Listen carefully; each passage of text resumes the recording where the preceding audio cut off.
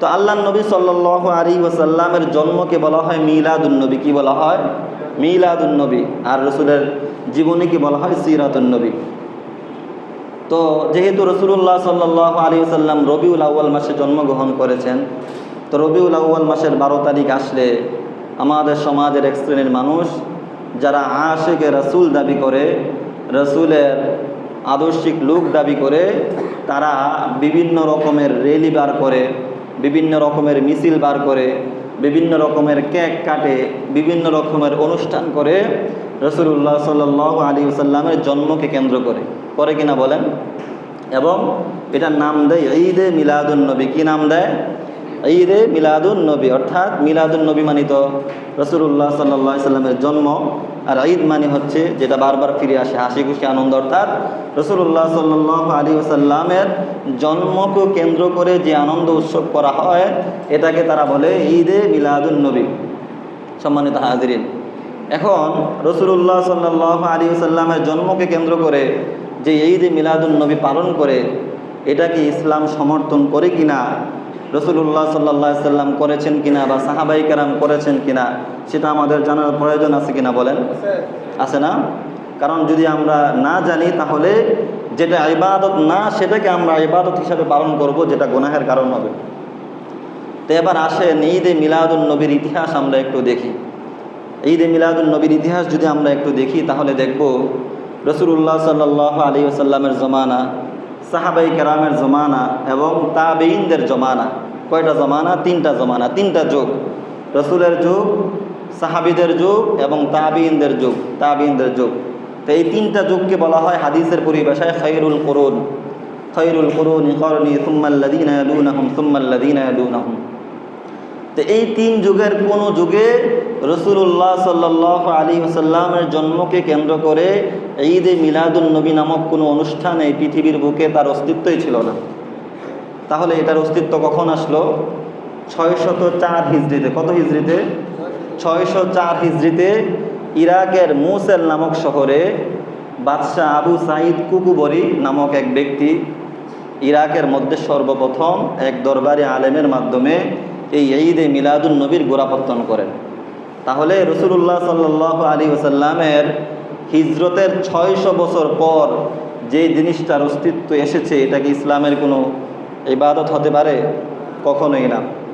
তাহলে ঈদে মিলাদুন নবী ইসলামের মধ্যে কখনো সমর্থনযোগ্য নয়। কেন নয়? আরও কিছু কারণ রয়েছে। ঈদে মিলাদুন নবী কেন ইসলাম সমর্থন করে না, এর কয়েকটা মন্দ দিক আপনাদের সামনে তুলে ধরব। কেন ঈদে মিলাদুন নবী পালন করা যাবে না? সর্বপ্রথম ঈদে মিলাদুন নবীর মধ্যে মন্দ দিক যেটা রয়েছে সেটা হচ্ছে ঈদে মিলাদুন নবীর মধ্যে ঈদ শব্দটা যুক্ত করা হয়েছে। কি যুক্ত করা হয়েছে? ঈদ। আল্লাহর নবী সাল্লাল্লাহু আলাইহি ওয়াসাল্লাম মুসলমানদের জন্য কয়টা ঈদের ঘোষণা করেছেন? 2টা ঈদের ঘোষণা করেছেন নাকি 3টা ঈদের? 2টা ঈদের ঘোষণা করেছেন। এবং রাসূলুল্লাহ সাল্লাল্লাহু আলাইহি ওয়াসাল্লাম বলেছেন, লা তাত্তাখিযু ইয়াওমান ঈদা, আমি যে 2টা ঈদের কথা বললাম এই 2টা ঈদ ছাড়া তোমরা আর কোনো ঈদ গ্রহণ করবা না। তাহলে আল্লাহর নবী সাল্লাল্লাহু আলাইহি ওয়াসাল্লাম কি বলে দিলেন? এই মুসলমানদের জন্য ঈদ উল ফিতর এবং ঈদ উল আজহা ছাড়া অন্য কোনো ঈদের দিবস গ্রহণ করা জায়েজ আছে? জায়েজ নাই। রাসূল সাল্লাল্লাহু আলাইহি ওয়াসাল্লাম নিষেধ করে গেছেন। 2 নম্বর ঈদে মিলাদুন নবীর মন্দ 2 নম্বর দিক হচ্ছে ঈদে মিলাদুন নবীর মধ্যে বিভিন্ন রকমের অপচয় করা হয়। হয় কিনা বলেন? অর্থের অপচয় করা হয় কিনা বলেন? বিভিন্ন রকমের বড় কেক এনে তারা কাটে রাসূলুল্লাহ সাল্লাল্লাহু আলাইহি ওয়াসাল্লামের জন্মকে কেন্দ্র করে।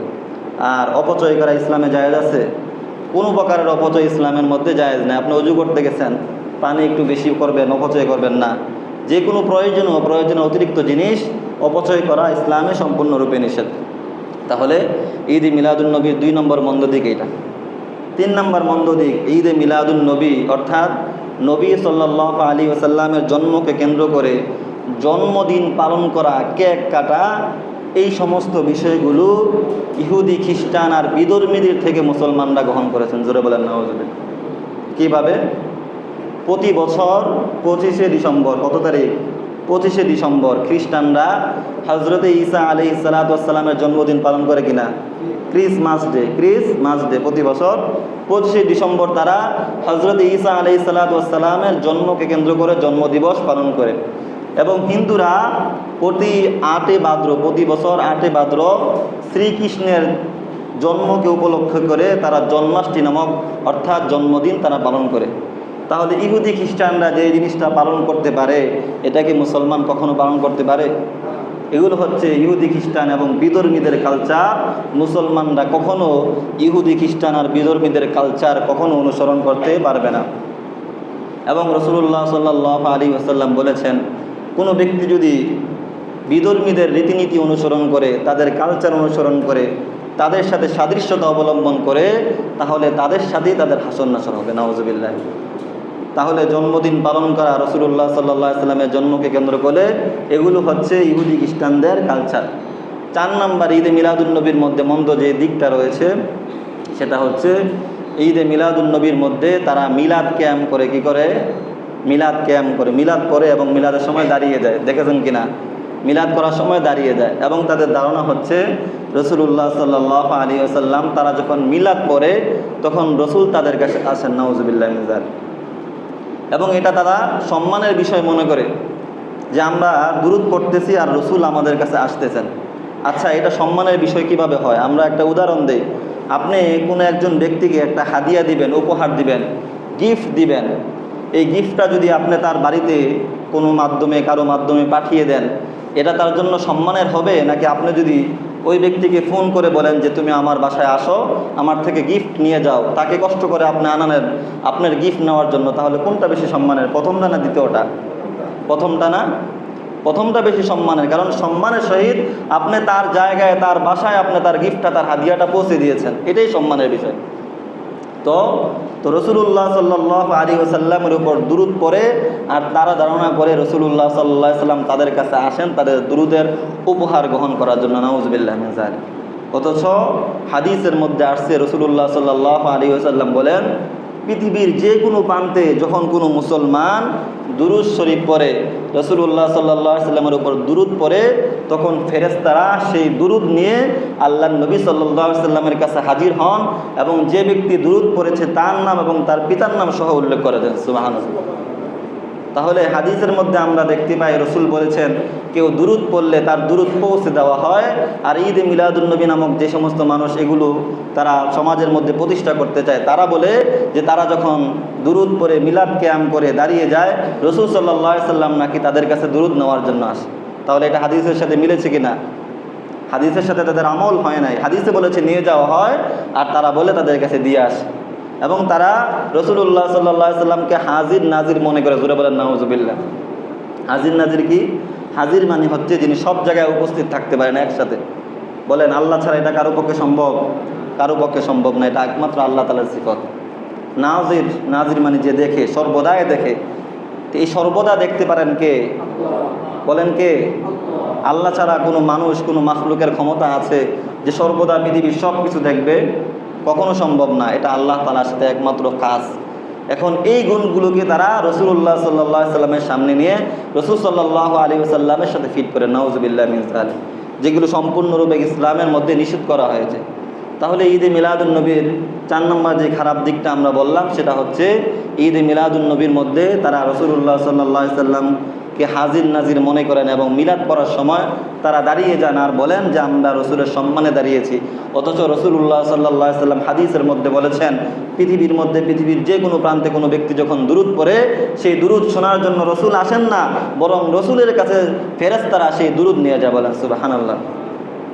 5 নম্বর মন্দ দিক ঈদে মিলাদুন্নবীর মধ্যে সেটা হচ্ছে ঈদে মিলাদুন্নবীকে কেন্দ্র করে বিভিন্ন রকমের জাল হাদিস বানানো হয়। হয় কিনা বলেন? বিভিন্ন রকমের জাল হাদিস, বিভিন্ন রকমের জাল কথাবার্তা বলা হয়। 6 নম্বর 12ই রবিউল আউয়াল তারা ঈদে মিলাদুন্নবী পালন করে। তো আমরা শুরুতেই বলেছিলাম রাসূলুল্লাহ সাল্লাল্লাহু আলাইহি ওয়াসাল্লামের জন্মের তারিখ নিয়ে কিছুটা মতপার্থক্য রয়েছে, ইখতিলাফ রয়েছে, বলেছিলাম কিনা বলেন? কিন্তু 12ই রবিউল আউয়াল যে রাসূলুল্লাহ সাল্লাল্লাহু আলাইহি ওয়াসাল্লাম মৃত্যুবরণ করেছেন এই বিষয়ে কোনো মতানৈক্য বা ইখতিলাফ নেই। রাসূল সাল্লাল্লাহু আলাইহি ওয়াসাল্লামের জন্মের তারিখ নিয়ে ইখতিলাফ আছে, মতানৈক্য আছে, কিন্তু মৃত্যুর তারিখ নিয়ে কোনো মতানৈক্য নেই যে তিনি 12ই রবিউল আউয়াল ইন্তেকাল করেছেন। আচ্ছা, কোনো ব্যক্তি যদি আশিকে রাসূল দাবি করে, তাহলে কি সেই ব্যক্তি রাসূল সাল্লাল্লাহু আলাইহি সাল্লামের মৃত্যুতে আনন্দ উৎসব করতে পারে? কখনোই করতে পারে না। সম্মানিত হাজিরিন, তাহলে ঈদে মিলাদুন নবী কেন পালন করা যাবে না সেটা আমরা বললাম। এর মধ্যে কি কি মন্দ দিক, ইসলাম কেন এটাকে সাপোর্ট করে না, সেই বিষয়গুলো আমরা তুলে ধরলাম। সম্মানিত হাজিরিন, এই সমস্ত কারণে ওলামায়ে কেরাম ঈদে মিলাদুন নবী পালন করাকে সর্বসম্মতিক্রমে বেদাত বলেছেন। কি বলেছেন? বেদাত বলেছেন।